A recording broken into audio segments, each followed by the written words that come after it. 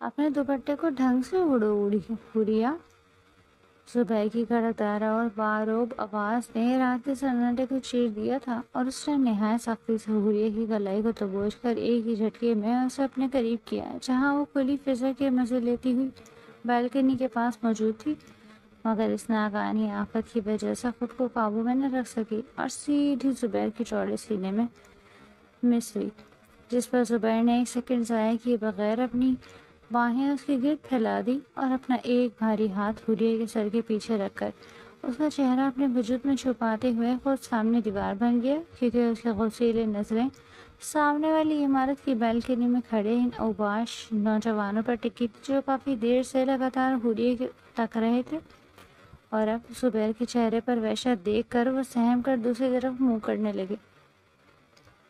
تمہیں ذرا بھی اندازہ ہے کہ باہر کیا ماحول ہے اور تم کس طرح لاپرواہی سے کھڑی ہو؟ زبیر نے غصے سے اپنے ہونٹ چبا لیے، کیونکہ اسے اپنی پسند پر کسی کی بھی نظر برداشت نہیں تھی، اور اس کے لہجے سے شدید جلن کا اظہار ہو رہا تھا، جبکہ حوریہ کو زبیر کے لباس سے آتی مہک اپنے اندر اترتی محسوس ہو رہی تھی، اور یہ شام کا منظر تھا جب افق پر اندھیرا غالب آ رہا تھا اور سردی کا آغاز ہو چکا تھا، مگر زبیر کے جسم کی گرمی حوریہ کو اپنے سحر میں جکڑ رہی تھی، اور وہ اس کی قید سے الگ ہونے کے بجائے مزید اس کے دل کے قریب ہو گئی، اور پھر اس نے دھیرے سے اپنی گردن اوپر اٹھائی اور اپنی گہری پلکوں سے زبیر کے غصے سے لال چہرے کو نہارا، اور پھر اس نے بہت پیار سے اپنے سر کے آنچل کو سنبھالا، مگر اس کا یہ طریقہ ایسا تھا کہ وہ زبیر کے جذبات کو مزید بھڑکانے کا سبب بن رہا تھا، اور وہ دوبارہ اس کے دل سے الگ گئی۔ تو کیا ہوا اگر کوئی دیکھ رہا ہے؟ آپ ہیں نا میرے پاس، اور ویسے بھی آپ کا حق سب سے زیادہ ہے مجھ پر۔ حوریہ نے اپنی ہتھیلی زبیر کے دل پر جمائی اور شرارت بھری مسکراہٹ کے ساتھ اپنے وجود کی طرف اشارہ کیا، جس نے زبیر کے غصے کی لہر کو ایک دم بریک لگا دی، اور اسے حوریہ کی اس بے خوفی پر تعجب بھی ہوا، اور اس کے اندر ایک عجیب سا احساس جاگ اٹھا۔ تمہارا یہ رویہ بالکل درست نہیں ہے حوریہ، اور میں اس وقت بہت سنجیدہ سے بات کر رہا ہوں۔ زبیر نے اپنے لہجے کو روکھا بنانے کی پوری کوشش کی، مگر اس کا دل اس کا ساتھ نہیں دے رہا تھا، کیونکہ حوریہ کے سانسوں کی تپش اب اس کے دل پر دستک دے رہی تھی، اور وہ اسے اپنے سے الگ کرنا چاہتا تھا تاکہ اپنے حواس قائم رکھ سکے، مگر اس کے بازوؤں نے حوریہ کے وجود کو مزید سختی سے اپنی گرفت میں لے لیا، جبکہ حوریہ نے اپنے قدموں کو ذرا سا اوپر اٹھایا اور اپنا چہرہ زبیر کے کان کے بالکل پاس لے گئی، جہاں اس کی گرم ہوا زبیر کی گردن کو چھونے لگی تھی۔ اس میں غلط کیا ہے؟ آپ میرے پاس ہیں، میرے اپنے ہیں، اس لیے جتنا چاہیں مجھ پر اپنا اختیار جتائیں۔ وہ زبیر کے کان میں دھیمے سے بولتی ہوئی اپنے ہونٹوں کو اس کی جلد سے مس کر گئی، جس سے زبیر کے پورے جسم میں ایک سنسنی سے پھیل گئی تھی، اور اس کا سارا غصہ، اس کی تمام پابندیاں حوریہ کے اس انداز کے سامنے ڈھیر ہو گئی، اور زبیر نے فوراً اس کا رخسار اپنے ہاتھوں کے درمیان لیا، جہاں حوریہ کے چہرے پر ایک فاتحانہ مسکان تھی، مگر ساتھ ہی وہ الفت بھی نمایاں تھی، جس کے سامنے زبیر ہمیشہ ہار جاتا۔ اور پھر زبیر نے اپنا چہرہ جھکایا، پوری شدت کے ساتھ حوریہ کو اپنے لمس کا احساس دلایا، اور اس وقت یوں لگا جیسے وقت وہیں رک گیا ہو، اور اس مکان کی بالکنی اس لازوال بندھن کی گواہ بن گئی ہو جو مدتوں سے دلوں میں پل رہا تھا، مگر آج اس لاوا بن کر اقرار ہو چکا تھا۔ ان کا یہ رشتہ چند دنوں کا محتاج نہیں تھا، بلکہ یہ داستان تو اس وقت سے شروع ہوئی تھی جب حوریہ صرف 10 سال کی بچی تھی اور زبیر کی عمر 12 برس تھی۔ پرانا محل نامی اور وہ وسیع اور روایتی حویلی جو شہر کے مرکز میں قائم تھی، دراصل حوریہ کے والد جاوید صاحب کی ملکیت تھی۔ جاوید صاحب ایک نہایت رحم دل اور مخلص انسان تھے، اور یہ ان کا بڑا دل ہی تھا کہ جب ان کی چھوٹی بہن سمیرہ کو اس کے شوہر نے جائیداد اور پیسوں کے طعنے دے کر طلاق دی اور گھر سے نکال دیا، تو انہوں نے فوراً اپنی بہن کو گلے سے لگایا اور اپنے پاس لے آئے۔ پھوپھو سمیرہ جب بالکل ٹوٹ کر اپنے 12 سال کے بیٹے زبیر کی انگلی پکڑے پرانے محل کی چوکھٹ پر آئیں تو ان کے چہرے پر مایوسی لکھی تھی، مگر زبیر جو اس وقت چھوٹا سا تھا، اپنے حالات کی وجہ سے وقت سے پہلے بڑا ہو چکا تھا، اور باپ کی بدسلوکی اور ماں کی بے بسی نے اس کے مزاج میں غصہ اور سختی پیدا کر دی۔ وہ تب بھی بہت غیرت مند اور خاموش رہنے والا لڑکا تھا، لیکن اس گھر میں جہاں جاوید صاحب نے کھلے دل سے اس کا استقبال کیا تھا، وہیں حوریہ کی ماں ناہید بیگم کے تیور بالکل بدلے ہوئے تھے۔ لوگ پھر سے آ گئی اپنا ادھم مچانے۔ میں نے تو جاوید پہلے ہی کہا تھا کہ تمہاری بہن کا گھر کبھی نہیں بچ سکتا، اور اب یہ لڑکا بھی ہمارے ہی سر پر پلے گا۔ ناہید بیگم کی یہ زہریلے جملے اس دن بھی زبیر کے دل کو پاش پاش کر رہے تھے۔ پھوپھو سمیرا نظر جھکائے رو رہی تھی، لیکن زبیر نے اپنے غصے کو ضبط کرنے کے لیے مٹھی اتنی زور سے بند کی کہ اس کے ناخن گوشت میں دھنس گئے۔ وہ ابھی پلٹ کر جواب دینے ہی والا تھا کہ ایک چھوٹی سی لڑکی اپنی ہونے والی اپنی پونی ہلاتے ہوئے تیزی سے آئی اور زبیر کے آگے کھڑی ہو گئی۔ مما، آپ زبیر بھائی کو ایک لفظ بھی نہیں کہیں گی؟ یہ میرے بھائی ہیں اور آپ سے یہ ہمیشہ میرے ساتھ رہیں گے۔ ننھی حوریہ نے اپنے ہاتھ کمر پر رکھ کر روٹ سے اپنی ماں کو دیکھا تو ناہید بیگم حیرت سے اپنی بیٹی کا منہ تکنے لگی، جبکہ زبیر نے چونک کر اس چھوٹی سی لڑکی کو بچی کو دیکھا جو اس کے لیے اپنی ماں کے سامنے ڈٹ گئی تھی۔ اور یہی وہ پہلا لمحہ تھا جب زبیر کے سخت دل میں حوریہ کے لیے ایک نرم گوشہ پیدا ہوا۔ دن گزرتے گئے، جاوید صاحب نے زبیر کو کبھی بھانجا نہیں سمجھا تھا، بلکہ ہمیشہ اپنے بیٹے کی طرح پالا، اس کی پڑھائی اور ہر ضرورت کا خیال رکھا۔ زبیر بھی پڑھنے میں بہت اچھا تھا، کیونکہ وہ جانتا تھا کہ اسے جلد از جلد اپنے پیروں پر کھڑا ہونا ہے تاکہ اپنی ماں کو اس احساس کے بوجھ سے نکال سکے جو ناہید مومانی ہر وقت جتاتی رہتی تھی۔ دوسری طرف حوریہ تھی جو وقت کے ساتھ بڑی تو ہو رہی تھی، لیکن زبیر کے لیے اس کی پسندیدگی اب ایک پاگل پن بن چکی تھی۔ وہ بچپن سے ہی زبیر کے پیچھے پیچھے گھومتی رہتی۔ زبیر جب میٹرک میں تھا تو وہ اس کی پڑھائی کی چیزیں سیٹ کر دی، اور جب وہ یونیورسٹی گیا تو حوریہ اس کے کپڑے اسٹری کرنے کے لیے اٹھ جاتی۔ گھر میں سب کو یہی لگتا تھا کہ یہ بس کزنز کا آپسی پیار ہے، سوائے پھپھو سمیرا کے، جو حوریہ کی آنکھوں میں زبیر کے لیے وہ عقیدت دیکھ چکی تھیں جو ایک لڑکی ہی سے وہ اپنے پسندیدہ مرد کے لیے رکھتی ہے، مگر وہ ڈرتی تھی کیونکہ وہ ناہید کے کڑوے مزاج سے واقف تھی۔ ناہید بیگم اپنی بیٹی کا رشتہ کسی بڑے بزنس مین گھرانے میں کرانا چاہتی تھی، نہ کہ اپنی طلاق یافتہ نند کے اس بیٹے سے جو ان کے رحم و کرم پر پڑا بڑا۔ حوریہ کی اس محبت میں اصل موڑ تب آیا جب اس نے BA کے پیپرز کے بعد گھر میں کھانا پینا چھوڑ دیا۔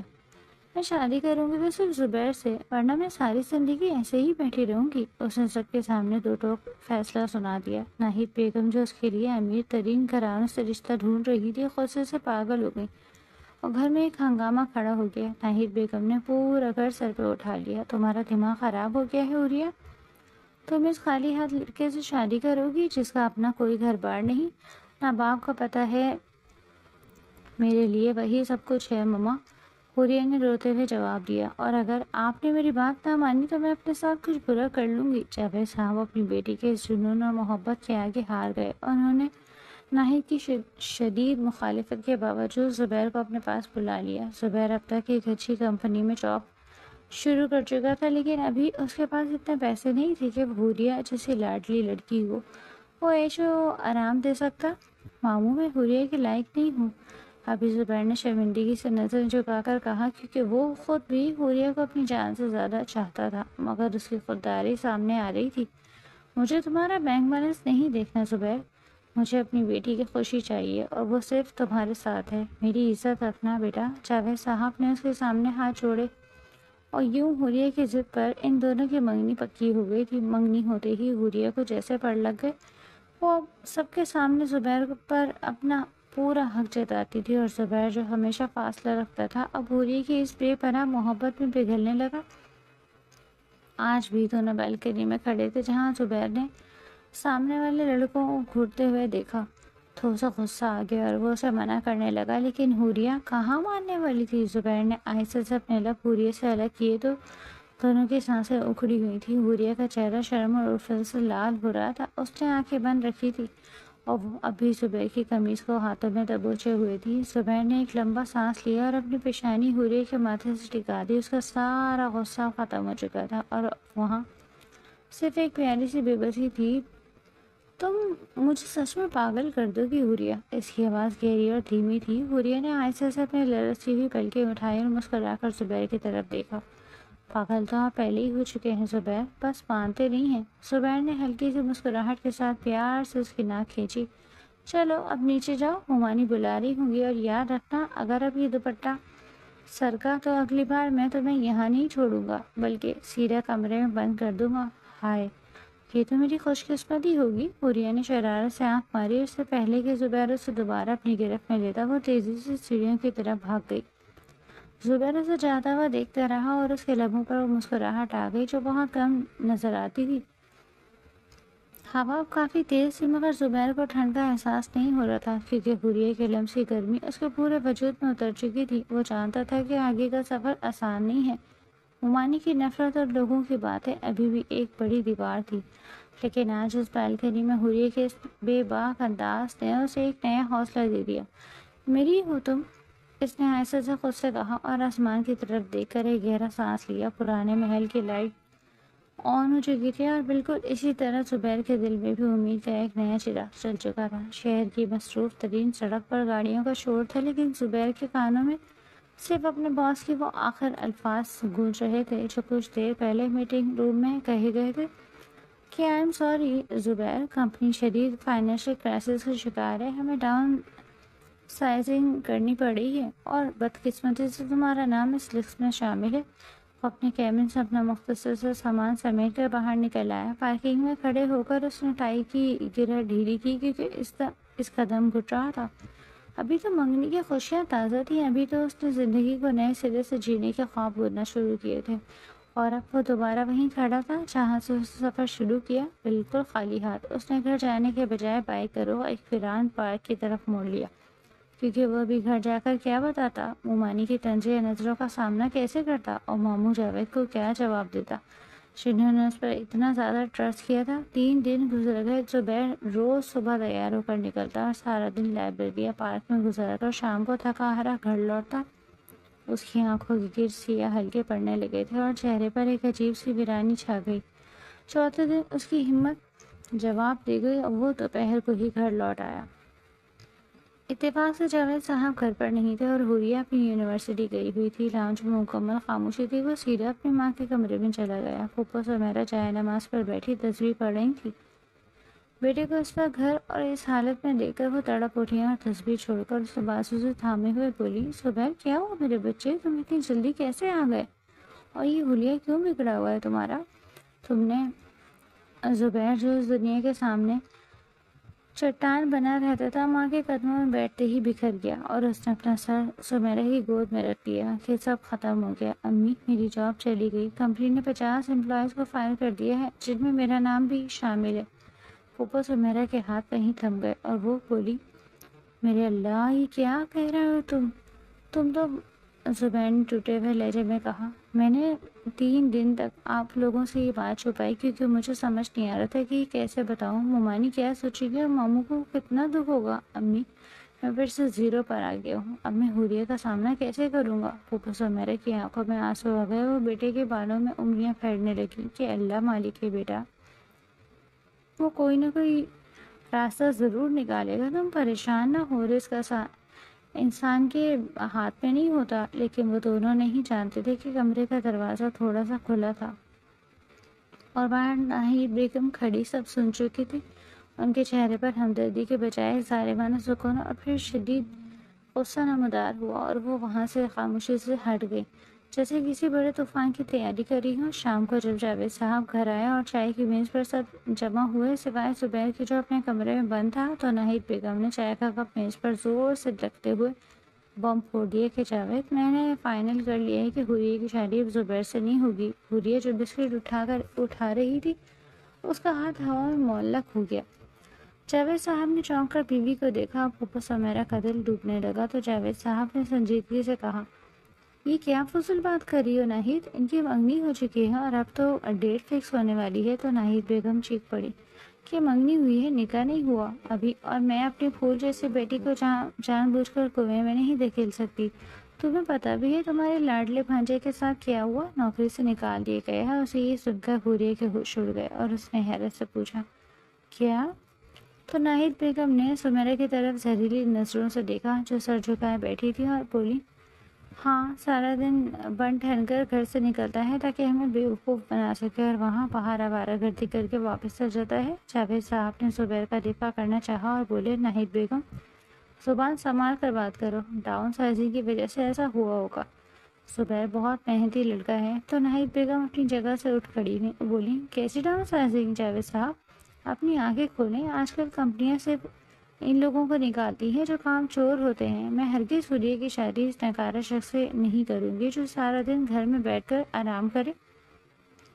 اب ہمیں کیا پتا نوکری سے کیوں نکالا گیا ہے، نکالا بھی گیا ہے یا خود چھوڑ دی، یا پھر کوئی فراڈ کیا ہے۔ پھوپھو زمیرہ تڑپ کر بولی، بھابھی خدا کا خوف کرے، میرا بیٹا ایسا بالکل نہیں ہے۔ تو ناہید نے ہاتھ کے اشارے سے انہیں روکا اور کہا، تم تو چپ ہی رہو زمیرہ، تم تو چاہتی ہو کہ میرا گھر بھی برباد ہو جائے، لیکن میں ایسا کبھی نہیں ہونے دوں گی۔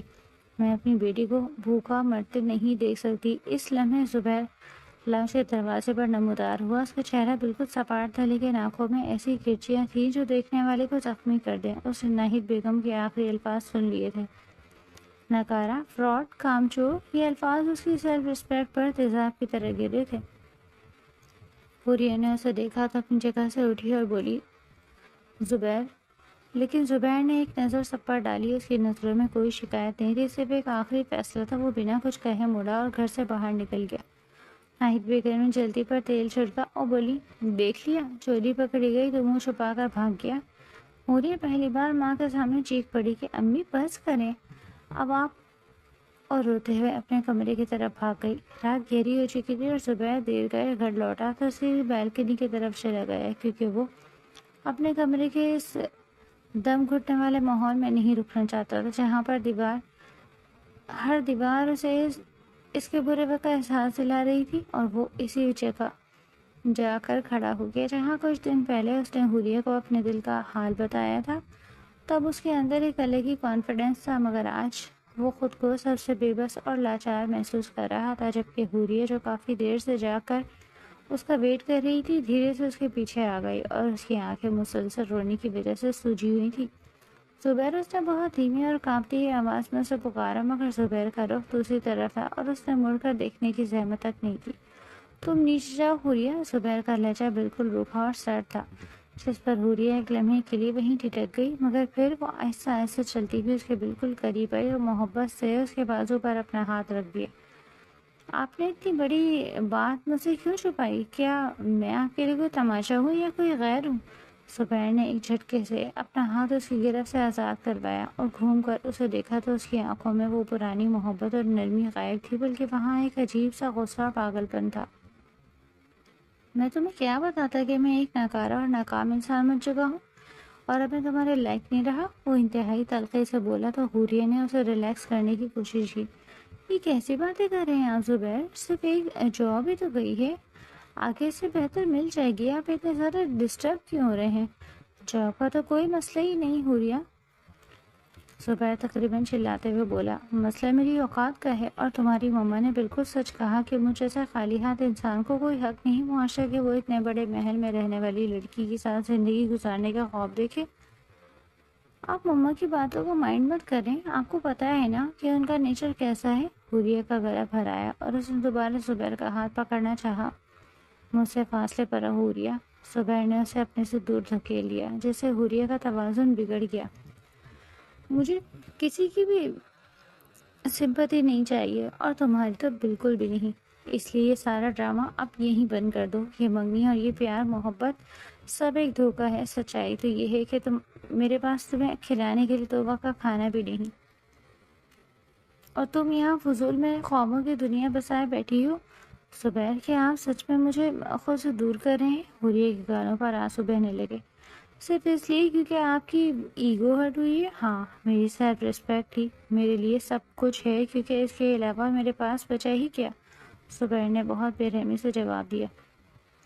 چلی جاؤ یہاں سے اور مجھے بالکل اکیلا چھوڑ دو، مجھے تمہاری موجودگی سے سفوکیشن ہو رہی ہے۔ یہ الفاظ حوریہ کے دل پر کسی خنجر کی طرح لگے اور وہ کچھ سیکنڈ اسے شاکڈ ہو کر دیکھتی رہی، پھر اپنا چہرہ دونوں ہاتھوں میں چھپا کر روتی ہوئی نیچے کی طرف بھاگ گئی، جبکہ زبیر نے غصہ اور فرسٹریشن میں اپنا مکہ سامنے دیوار پر دے مارا، جس سے اس کے ہاتھ سے بلڈ نکلنے لگا، مگر دل کا زخم اس درد سے کہیں زیادہ گہرا تھا، کیونکہ وہ جان بوجھ کر حوریہ کو خود سے دور کر رہا تھا تاکہ وہ اسے نفرت کرنے لگے اور اسے چھوڑ دے، کیونکہ وہ اسے اپنی اس بیچارگی اور برے حالات میں شامل نہیں کرنا چاہتا تھا۔ اگلی صبح پورے گھر میں ایک عجیب سا اسٹریس تھا، اور بریک فاسٹ کی ٹیبل پر سب بالکل خاموش بیٹھے تھے، جبکہ زبیر صبح سویرے ہی گھر سے نکل چکا تھا، شاید نئی جاب کی تلاش میں۔ اور حوریے کی حالت بہت زیادہ خراب تھی کیونکہ اس نے رات سے ایک نوارہ بھی نہیں کھایا تھا۔ وہ بہت بھاری دل کے ساتھ پھوپھو سمیرا کے روم کی طرف چلی گئی، جہاں پھوپھو سمیرا جائے نماز پر بیٹھی رو رو کر دعا مانگ رہی تھی، اور حوریہ کو دیکھتے ہی انہوں نے جلدی سے اپنے آنسو صاف کیے۔ پھوپھو، حوریہ ان کے گلے لگ کر بری طرح رو پڑی۔ زبیر مجھ سے بات نہیں کر رہے اور وہ کہہ رہے ہیں کہ سب کچھ ختم کر دو۔ وہ مجھ سے بیزار ہو چکے ہیں پھوپھو، سمیرا نے حوریہ کو گلے لگایا اور پیار سے اس کے بال سہلانے لگی۔ نہیں میری بچی، وہ تم سے بیزار نہیں ہوا، وہ تو تم سے جنون کی حد تک محبت کرتا ہے، بس وہ اندر سے بالکل ٹوٹ چکا ہے۔ پھر پھوپھو سمیرا نے حوریہ کو وہ سب کچھ بتایا جو پچھلے 3 دنوں میں زبیر پر گزرا تھا، کہ کس طرح اسے سب کچھ ہائڈ کر کے رکھا تھا تاکہ حوریہ پریشان نہ ہو، اور کس طرح کل ناہید بیگم کی زہریلی اور کڑوی باتوں نے اس کی عزت کو مار ڈالا۔ تمہاری مما نے اس کی سیلف ریسپیکٹ کو بالکل زمین کر دیا۔ حوریہ وہ کام چور نہیں ہے، وہ تو تمہاری خاطر پوری دنیا سے لڑتا، مگر اب اسے لگ رہا ہے کہ وہ تمہیں وہ لائف سٹائل اور خوشیاں نہیں دے پائے گا جس کی تم حقدار ہو، اور بس اسی لیے وہ تمہیں خود سے دور کر رہا ہے۔ مجھے کوئی شادی نہیں کرنی مما۔ حوریہ نے بہت مضبوط اور دو ٹوک لہجے میں اپنی بات رکھی تو ناہید بیگم نے چونک کر اسے دیکھا، کیونکہ اس نے حوریہ کا یہ باقیانہ روپ پہلے کبھی نہیں دیکھا تھا۔ وہ بیڈ پر بیٹھی کسی میگزین کی پیجز پلٹ رہی تھی، اور حوریہ کو اچانک اندر آتے دیکھ کر انہوں نے کینیڈا سے آنے والا ایک نئے رشتے کا ذکر چھیڑ دیا، مگر حوریہ کے اس اچانک جواب نے ان کے تیور بدل دیے۔ سچ تو یہ تھا کہ حوریہ پھوپھو سمیرا کی باتیں سن کر اپنے گرتے ہوئے آنسو روک چکی تھی، اور اس کے چہرے پر ایک پکا ارادہ نمایاں تھا کہ وہ زبیر کی اس معصومیت اور بے پناہ محبت کے لیے کھڑی ہو چکی تھی، اور اسے اس طرح اتنی آسانی سے ہار ماننے نہیں دے گی۔ اس کا کوئی ارادہ نہیں تھا۔ کیا مطلب ہے تمہارا؟ کیا ابھی تک اس جاب لیس لڑکے کا بھوت نہیں اترا تمہارے سر سے؟ میں تمہیں پہلے ہی فائنل بتا چکی ہوں کہ زبیر سے تمہاری شادی اب کبھی نہیں ہوگی۔ مما، آپ ہوتی کون ہے میری لائف اور میری خوشیوں کا ڈیسیژن لینے والی؟ حوریہ نے زندگی میں پہلی بار اپنی ماں کی آنکھوں میں آنکھیں ڈال کر سوال کیا تھا، جس پر ناہید بیگم غصے سے دل ملا کر اپنی جگہ سے کھڑی ہو گئی۔ حوریہ، تمہارا بات کرنے کا کون سا طریقہ ہے اور تم کس لہجے میں مجھ سے بحث کر رہی ہو؟ میں اسی لہجے میں بات کر رہی ہوں جو آپ نے کل زبیر کے سامنے یوز کیا۔ حوریہ کی آواز اب تیز ہو چکی تھی اور وہ رکنے والی نہیں تھی۔ اس نے اپنی ماں کو یاد دلایا کہ انہوں نے کس طرح کل زبیر کو نکارا اور کام چور کہہ کر پکارا تھا، اور اس لڑکے کی سیلف ریسپیکٹ پر وار کیا تھا جس نے اس گھر میں رہ کر ہمیشہ انہیں اتنی ریسپیکٹ دی۔ میں تمہاری ماں ہوں حوریہ، اور ہمیشہ تمہارا اچھا ہی چاہوں گی، کیونکہ پریکٹیکل لائف میں صرف پیار محبت سے گھر نہیں چلتے، وہاں پیسے کی ضرورت ہوتی ہے۔ پیسہ ہی سب کچھ نہیں ہوتا مما۔ حوریہ نے صاف الفاظ میں اپنی سوچ سامنے رکھ دی کہ پیسہ تو آج ہے اور کل نہیں، لیکن جو انسان سچا اور مخلص ہو بار بار نہیں ملتا، اور زبیر اس کے ساتھ بہت مخلص ہے۔ اسے کسی بڑے محل یا کینیڈا جانے کی کوئی ضرورت نہیں تھی، وہ زبیر کے ساتھ ایک نارمل لائف گزار کر بہت خوش رہ سکتی تھی۔ تم ابھی بہت نادان ہو حوریہ، اور صرف ایموشنز میں آ کر یہ فیصلہ کری ہو، کل کو جب ریئلٹی سامنے آئے گی تو یہ سہارا پیار غائب ہو جائے گا اور تم پچھتاؤ گی۔ پرابلم تو تب آئے گی نا جب ہم کچھ کریں گے نہیں۔ زبیر بہت ہارڈ ورکنگ ہے، انہیں جلد ہی کوئی اچھی جاب مل جائے گی، اور اگر نہ بھی ملی تو ہم دونوں مل کر اسٹرگل کر لیں گے۔ میں بھی تو پڑھی لکھی ہوں، میں خود کما سکتی ہوں مما۔ میں زبیر کے ساتھ ہر حال میں خوش رہنا چاہتی ہوں، وہ چاہے کروڑ پتی ہو یا فی الحال جاب لیس ہو۔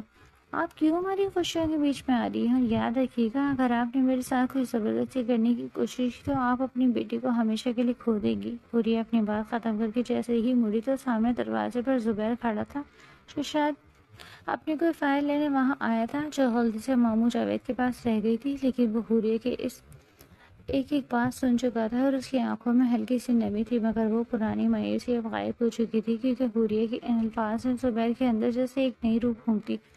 حوریہ نے اسے دیکھا اور دونوں کے درمیان بنا کچھ کہے خاموش گفتگو ہوئی۔ زبیر کے لفظوں نے نظروں نے ایک شرمندگی اور تھینکس کا احساس تھا، جبکہ حوریہ کی آنکھیں جیسے ہی یہ کہہ رہی ہوں کہ دیکھا میں نے کہا تھا نا سب ٹھیک ہو جائے گا۔ یہ لیٹر تمہارے نام ہے حوریہ۔ پھوپھو سمیرا کی کانپتی ہوئی آواز نے حوریہ کے قدموں کو وہیں روک دیا۔ یہ اگلی صبح کا وقت تھا اور پرانے محل میں ایک عجیب سی بے چینی اور گہرا سکوت پھیلا ہوا تھا۔ زبیر کے کمرے کا دروازہ پورا کھلا تھا، الماری کے کواڑ تھے اور ہینگرز خالی لٹک رہے تھے۔ حوریہ کا دل ایک سیکنڈ کے لیے بالکل بیٹھ گیا اور وہ بھاگ کر اندر گئی، جہاں پھوپھو سمیرا بیڈ کے کارنر پر بیٹھی رو رہی تھی اور وہ ان کے ہاتھ میں ایک وائٹ انویلپ تھا، جبکہ جاوید صاحب سامنے چیئر پر سر جھکائے بیٹھے تھے، جن کے چہرے پر پریشانی صاف دیکھی جا سکتی تھی۔ وہ چلا گیا حوریہ، میرا بچہ ہمیں چھوڑ کر چلا گیا، پھوپھو سمیرا نے ہچکیاں لیتے ہوئے کہا اور وہ انویلپ حوریہ کی طرف بڑھا دیا۔ حوریہ نے لرزتے ہاتھوں سے وہ لیٹر لیا، جس پر بہت پیاری رائٹنگ میں صرف حوریہ کا نام لکھا تھا۔ اس نے جیسے ہی پیپر کھولا تھا، اس میں سے زبیر کے پرفیوم کی وہی جانی پہچانی خوشبو آئی، جس نے حوریہ کی آنکھوں کو نم کر دیا۔ میری حوریہ، میں تم سے بنا ملے جا رہا ہوں، کیونکہ میں چاہتا ہوں کہ اگر میں تمہارے سامنے آیا تو میں قدم وہی رک جائیں گے۔ تم میری سب سے بڑی پاور ہو، لیکن اس وقت تم ہی میری سب سے بڑی ویکنیس بھی بن چکی ہو۔ ممانی کی باتیں کڑوی ضرور تھی، لیکن وہ سچ تھی، کیونکہ صرف محبت سے لائف نہیں چلتی۔ میں ایک ناکام اور جاب لیس انسان بن کر تمہارے سامنے نہیں آنا چاہتا۔ مجھے دبئی میں ایک جاب کی آفر ملی ہے، شروعات اگرچہ چھوٹی ہے لیکن آگے بڑھنے کا چانس ہے۔ مجھے تم سے صرف 2 سال کا ٹائم چاہیے، 2 سال میرا ویٹ کرنا۔ میں تم سے پرامیس کرتا ہوں کہ جب میں واپس آؤں گا تو میرے پاس اپنا سب کچھ ہوگا، میرا ایک نام ہوگا اور میں فخر سے تمہارا ہاتھ مانگ سکوں گا۔ مجھے سرچ کرنے کی کوشش مت کرنا اور نہ ہی مجھ سے کانٹیکٹ کرنا، کیونکہ تمہاری آواز مجھے کمزور کر دے گی۔ بس میرے لیے دعا کرنا، تمہارا مجرم زبیر۔ خط کے الفاظ حوریہ کی نظروں کے سامنے دھندلا گئے تھے اور اس نے اس پیپر کو اپنے دل سے لگا لیا، مگر اس کے منہ سے کوئی چیخ نہیں نکلی اور نہ ہی اس نے کوئی ہنگامہ کیا۔ بس اس کی آنکھوں سے خاموشی سے آنسو بہنے لگے۔ ناہید بیگم یہ سب دروازے پر کھڑی دیکھ رہی تھی، ان کے چہرے پر ایک تسلی تھی کہ چلو اچھا ہوا جان چھوٹی، مگر ساتھ ہی وہ زبیر کے اتنے بڑے فیصلے پر حیران بھی تھی۔ آخرکار بھاگ گیا نا وہ، میں تو پہلے ہی کہتی تھی کہ اس کی یہی اوقات ہے۔ وہ بھاگا نہیں مما۔ حوریہ نے اچانک اپنا سر اٹھا کر ماں کی طرف دیکھا اور اس کی آنکھوں میں وہ ٹوٹ پھوٹ نہیں تھی جس کی ناہید بیگم امید کر رہی تھی، بلکہ ایک عجیب سا ٹھہراؤ اور یقین تھا۔ وہ خود کو بنانے گیا ہے، اپنے آپ کو اور ہمارے فیوچر کو سیٹ کرنے گیا ہے۔ حوریہ پھوپھو سمیرا کے پاس بیٹھ گئی اور بہت پیار سے ان کے آنسو صاف کیے۔ پھوپھو آپ پلیز مت روئیں، آپ کے بیٹے میں بہت ہمت ہے اور وہ یہ جنگ جیت کر ہی واپس آئے گا۔ آپ دیکھنا۔ اب پورے گھر میں ایک عجیب سی اداسی چھا گئی تھی اور زبیر کی کمی گھر کے ہر کونے میں محسوس ہوتی۔ جاوید صاحب بالکل خاموش رہنے لگے تھے، کیونکہ انہیں اپنے اس بیٹے کی کمی شدت سے فیل ہوتی، جو ہر کام میں ان کا دایاں بازو تھا۔ پھوپھو سمیرا بھی جائے نماز پر بیٹھ کر گھنٹوں کے لیے اس کے لیے دعائیں کرتی، اور حوریہ تو اب بالکل چینج ہو چکی تھی۔ وہ چنچل شوخ لڑکی جو سارا دن گھر میں ہنگامہ کرتی یا زبیر کو تنگ کرتی تھی، اب ایک میچور اور پرسکون خاتون بن چکی تھی۔ اس نے اپنی اسٹڈیز کمپلیٹ کی اور گھر کے کاموں میں مما اور پھوپھو کا ہاتھ بٹانے لگی۔ اس دوران زبیر کا نہ کوئی فون آیا، نہ ہی کوئی لیٹر، کیونکہ وہ اپنے پرامس کا پکا تھا۔ وہ اپنی لائف بنانے میں ایسا بزی ہوا کہ اس نے فی الحال واپسی کے سارے راستے بند کر دیے، اور اسی طرح دیکھتے ہی دیکھتے 6 مہینے گزر گئے۔ جاوید صاحب نے بلند آواز میں ناہید، سمیرا اور حوریہ کو پکارا تو سب لاؤنج میں جمع ہو گئے، کیونکہ مہینوں بعد ان کے چہرے پر ایک ایسی چمک تھی جو کسی بڑی خوشی کا پتہ دے رہی تھی، اور ان کے ہاتھ میں مٹھائی کا ایک بڑا ڈبہ تھا، جسے دیکھ کر پھوپھو سمیرا نے ڈرتے ڈرتے پوچھا، کیا ہوا بھائی جان، سب خیریت تو ہے؟ جاوید صاحب نے مٹھائی کا ڈبہ میز پر رکھا اور مسکراتے ہوئے بولے کہ زبیر کا فون آیا تھا آفس میں۔ یہ سنتے ہی حوریہ کا دل اچھل کر حلق میں آ گیا اور اس نے بے اختیار اپنے ہاتھ میں پکڑا دوپٹہ مٹھی میں بھینچ لیا، جبکہ پھوپھو سمیرا تڑپ کر بولی، کیسا ہے میرا بیٹا؟ تو جاوید صاحب نے فخر سے سر اٹھایا اور ناہید بیگم کی طرف دیکھا، جو خاموش کھڑی تھی، اور کہنے لگے، وہ بالکل ٹھیک ہے، اور اس نے مجھے کچھ پیسے بھیجے اور کہا ہے کہ شہر کے نئے سیکٹر میں کوئی چھوٹا سا پلاٹ یا بنا ہوا گھر دیکھیں، کیونکہ وہ اپنی ماں کے لیے اور اپنے فیوچر کے لیے گھر خریدنا چاہتا ہے۔ اس بات پر پورے کمرے میں ایک گہرا سناٹا چھا گیا اور ناہید بیگم کے چہرے کا رنگ ایک دم فاق ہو گیا، کیونکہ وہ جس لڑکے کے ناکارہ اور ناکام سمجھتی تھی، اسے صرف 6 مہینے میں اتنی رقم جوڑ دی کہ ایک نئے گھر کی ڈاؤن پیمنٹ بھر سکے، اور ناہید کے منہ سے بے اختیار نکلا کہ اتنی جلدی کہیں کوئی غلط کام تو نہیں کرا وہ؟ تو جاوید صاحب نے سختی سے ٹوکا اور بولے کہ بس کر دیں ناہید بیگم، میرا بیٹا وہاں دن رات ایک کر رہا ہے، وہ دو شفٹوں میں کام کرتا ہے، صبح آفس اور رات کو ٹیکسی چلاتا ہے، اس نے اپنی نیندیں قربان کی ہے تاکہ کوئی اسے دوبارہ نکارا نہ کہہ سکے۔ یہ سن کر حوری کی آنکھوں میں فخر کے آنسو تیرنے لگے، کیونکہ اس کا یقین جیت گیا تھا، اور اس نے کانپتے ہاتھوں سے مٹھائی کا ٹکڑا اٹھا کر پھوپھو سمیرا کو گلے لگایا کہ مبارک ہو پھوپھو۔ زبیر کا نیا گھر۔ رات کو حوریہ اپنے کمرے میں آئی اور اس نے کھڑکی کھولی تو چاند پورا تھا، بالکل ویسا ہی جیسے اس آخری رات تھا جب وہ دونوں بیلکنی میں ملے تھے، اور اس نے ہواؤں سے سرگوشی کی کہ تم نے کر دکھایا زبیر، میں جانتی تھی کہ تم کر لو گے۔ پھر اس نے الماری سے ایک لکڑی کا باکس نکالا جس میں وہ سب سے قیمتی متاع رکھی تھی، یعنی زبیر کا وہ آخری لیٹر، اور اس کے ساتھ 25 بند لفافے جو پچھلے 6 مہینوں کی داستان تھی، کیونکہ زبیر نے منع کیا تھا کہ رابطہ مت کرنا، اور حوریہ نے اس کے لفظوں کی لاج رکھی۔ اس نے کبھی اس کا نمبر ملانے کی کوشش نہیں کی، حالانکہ جاوید صاحب کے پاس نمبر تھا، لیکن دل کے ہاتھوں مجبور ہو کر وہ ہر ہفتے جمعے کی شام زبیر کے نام ایک خط لکھتی تھی، جو کبھی پوسٹ نہیں ہوئے بلکہ اسے لکڑی کے باکس میں بند رہے۔ اور آج اس نے 26واں خط لکھنا شروع کیا کہ پیارے زبیر، آج پتہ چلا کہ آپ گھر خرید رہے ہیں، اور دل کر رہا ہے کہ بیلکنی میں کھڑے ہو کر پوری دنیا کو چیخ چیخ کر بتاؤں کہ دیکھو یہ میرا زبیر ہے، وہی جسے سب نے ریجیکٹ کر دیا تھا۔ آج مما بالکل چپ ہو گئی تھی اور ان کے پاس کوئی تانا نہیں بچا، کیونکہ آپ نے اپنے خاموشی اور محنت سے سب کو جواب دے دیا۔ لیکن آپ جانتے ہیں، مجھے گھر کی خوشی تو ہے، پر گھر سے زیادہ آپ کی یاد آ رہی ہے۔ یہاں سردیاں شروع ہو گئی ہیں، اور آپ کو یاد ہے نا پچھلی ونٹرز میں آپ نے مجھے اپنی جیکٹ دی تھی جب ہم بائک پر جا رہے تھے؟ آج وہ جیکٹ نکال کر پہنی تو لگا آپ نے پھر سے گلے لگا لیا ہے۔ میں اپنا پرامس نہیں توڑ رہی زبیر، میں یہ خط پوسٹ نہیں کروں گی، یہ بس میرے دل کا بوجھ ہلکا کرنے کے لیے ہے۔ آپ وہاں اکیلے ہیں، لیکن آپ کی یادیں یہاں میرے ساتھ ہی۔ جلدی آنا، اب یہ پرانا محل بھی کاٹنے کو دوڑتا ہے۔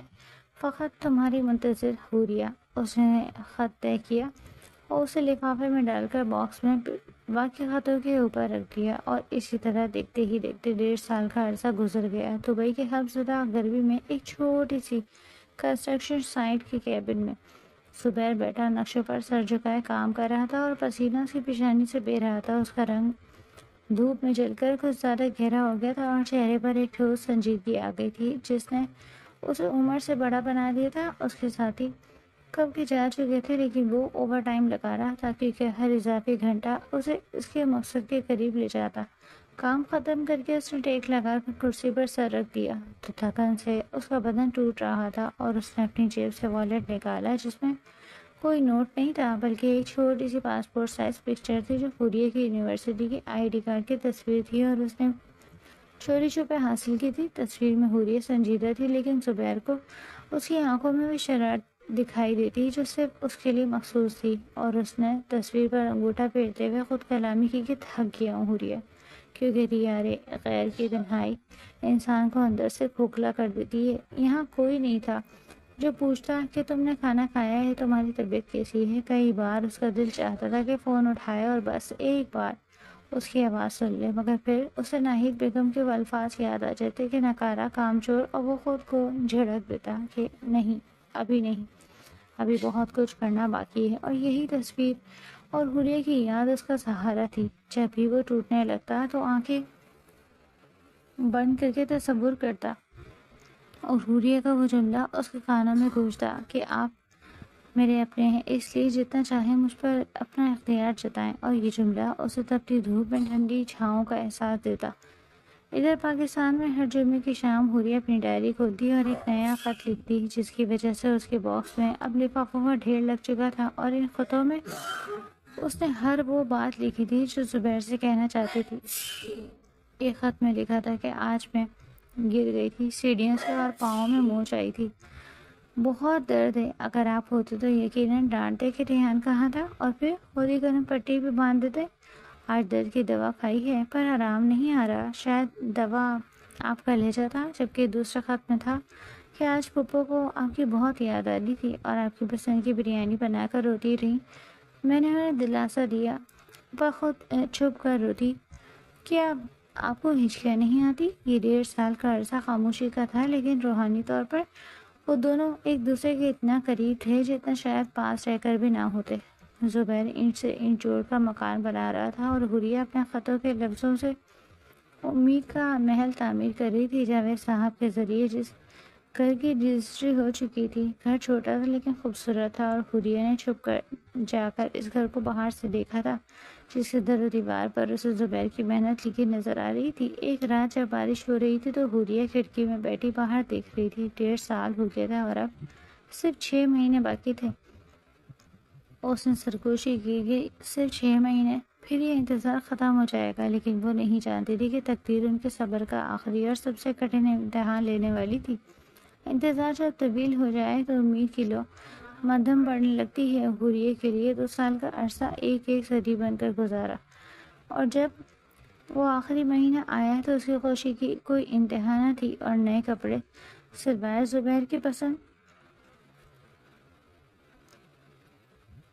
پسند کے رنگ چنے اور اس لکڑی کے باکس کو صاف کر کے تیار کر رکھا جس میں اس کے دل کے ڈھیر و راز خطوط کی شکل میں محفوظ تھے. لیکن پھر ایک شام جاوید صاحب جب گھر لوٹے تو ان کا چہرہ اترا ہوا تھا جسے دیکھ کر حوریہ نے توڑ کر ان کے قریب آتے ہوئے پوچھا کہ کیا ہوا ابا؟ زبیر کی فلائٹ کنفرم ہو گئی اور اس کی آنکھوں میں ستارے جھلملا رہے تھے. مگر جاوید صاحب نے ایک ٹھنڈی آہ بھری اور حوریہ کے سر پر ہاتھ رکھ کر بولے، بیٹی وہ ابھی نہیں آ رہا. کمپنی نے اسے ایک بہت بڑا پروجیکٹ کا انچارج بنا دیا ہے اور اس کی چھٹی کینسل کر دی ہے. اسے مزید 1 سال کا کانٹریکٹ سائن کرنا پڑا ہے. یہ سنتے ہی حوریہ کے ہاتھ سے پانی کا گلاس چھوٹ کر فرش پہ گرا اور کرچی کرچی ہو گیا اور ستارے بجھ گئے جیسے کسی نے چلتی سانسوں کی ڈوری کاٹ دی ہو. اس کی آواز حلق میں پھنس گئی کہ 1 سال اور اس نے خود کیوں نہیں بتایا؟ ابا کیا اسے میرا ذرا بھی پرواہ نہیں؟ تو جاوید صاحب نے کہا وہ مجبور ہے بیٹا. اس نے کہا ہے کہ یہ آخری موقع ہے، اس کے بعد وہ ہمیشہ کے لیے واپس آ جائے گا. اس نے تمہارے لیے بہت دعائیں پیار بھیجا ہے. حوریہ بنا کچھ کہے اپنے کمرے میں چلی گئی اور اس رات اس نے کوئی خط نہیں لکھا بلکہ اس نے وہ لکڑی کا باکس اٹھایا اور الماری کے سب سے نچلے خانے میں دھکیل دیا کیونکہ وہ اندر سے بالکل ٹوٹ چکی تھی. اور 3 سال کا انتظار کیا ہوتا ہے یہ صرف وہی جانتی تھی جس نے ہر پل زبیر کے نام کی تسبیح پڑھی تھی. 1 سال بعد 3 سال مکمل ہونے پر پرانے محل میں اداسی کا راج تھا. پھوپھو سمیرا اپنے نئے گھر میں شفٹ ہو چکی تھی لیکن حوریہ ابھی بھی وہیں تھی اور اس کا رشتہ اب ایک ایسا خاموش وعدہ بن چکا تھا جس پر ناہید بیگم نے بھی اب بولنا چھوڑ دیا تھا. مغرب کا وقت تھا جب آسمان پر شفق کے رنگ بکھرے ہوئے تھے اور حوریہ اسی بیلکنی میں سفید لباس پہنے کھڑی تھی جہاں اس کے کندھوں پر دوپٹہ بے ترتیبی سے پھیلا ہوا تھا اور چہرے کی شوخی کی جگہ اب ایک گہرا ٹھہراؤ آ چکا تھا. جب نیچے گلی میں ایک بلیک کلر کی چمکتی ہوئی گاڑی آ کر رکی اور اس سے ایک وجیہہ نوجوان باہر نکلا جس نے 3 پیس سوٹ پہن رکھا تھا اور چال میں وہ وقار تھا جو صرف محنت سے حاصل ہوتا، جسے دیکھ کر حوریہ کا دل زور سے دھڑکا کہ نہیں یہ وہ نہیں ہو سکتا. مگر اس نوجوان نے سر اٹھا کر بیلکنی کی طرف دیکھا اور نظریں ملتے ہی حوریہ کے ہاتھ پاؤں پھول گئے کیونکہ وہ اس کا زبیر تھا اور وہ ساکت کھڑی رہی یہاں تک کہ سیڑھیوں پر بھاری قدموں کی چاپ سنائی دینے لگی جس سے حوریہ کی دھڑکنیں تیز ہو گئیں. اور جب اس نے مڑ کر دیکھا تو سامنے زبیر کھڑا تھا اور اب 3 سال پہلے والا لڑکا نہیں بلکہ ایک مکمل مرد تھا جس کی آنکھوں میں دنیا فتح کرنے کا یقین تھا. اور وہ اپنی جگہ سے ہلی نہیں، بس اسے ایسے دیکھتی رہی جیسے کوئی خواب ہو. جبکہ زبیر آہستہ آہستہ چلتا ہوا اس کے قریب آیا اور اس کے چہرے پر ایک اداس سی مسکراہٹ تھی. 3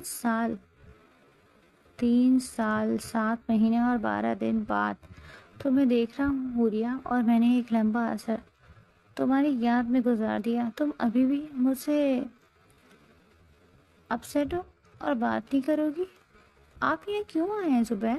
آپ کو تو اپنی جاب اور اپنے کانٹریکٹ سے محبت تھی نا، اس لیے اب آپ واپس چلے جائیں. حوریہ نے تڑپ کر اپنا چہرہ اپنے ہاتھوں میں چھپا لیا اور روتے ہوئے بولی. تو زبیر نے بہت پیار سے اس کے ہاتھ اس کے چہرے سے ہٹائے اور اس کا رخسار اپنے ہاتھوں کے پہلے میں بھر لیا جہاں اس کے انگوٹھے حوریہ کے آنسو پوچھ رہے تھے۔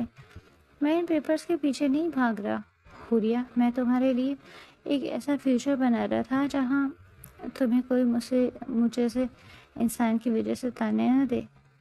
میں تمہیں وہ لائف سٹائل اور رسپیکٹ دینے گیا تھا جو تمہارا حق تھا۔ مجھے کوئی بڑا لائف سٹائل نہیں چاہیے تھا زبیر، مجھے صرف آپ کی ضرورت تھی۔